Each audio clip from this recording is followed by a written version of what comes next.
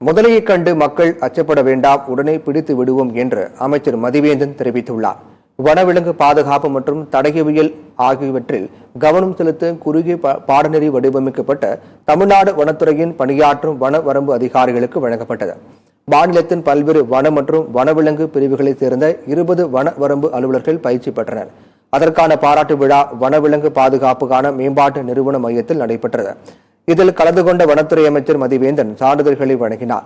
பின்னர் பேசிய அமைச்சர் மதிவேந்தன், வண்டலூர் வனவிலங்கு பாதுகாப்பு நிறுவனத்தின் 1 மாத பயிற்சிகளை 20 வன காவலர்கள் பெற்றனர் என்றும் அதன் அடிப்படையில் பயிற்சி முடித்தவர்களுக்கு சான்றிதழ் வழங்கப்பட்டது எனவும் கூறினார்.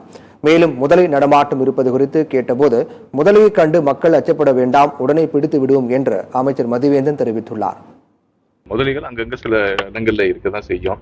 அந்த மாதிரி டைம்ல வெள்ளம் வரும்போது தண்ணி உடனே ஒரே இடத்துல வரும்போது எது அதோட இடம்னு தெரியாம அது பாட்டுக்கு தண்ணி போற போக்குல அது வெளியில வந்துருது. ஆனா அச்சப்பட வேணாம். எதா இருந்தாலும் உடனே வனத்துறைக்கு நீங்க தெரிவிக்கும் பட்சத்துல உடனே நம்ம அங்க அலுவலர்கள் வந்து அதை கண்டிப்பா பிடிச்சிருவாங்க. கவலைப்படாதீங்க.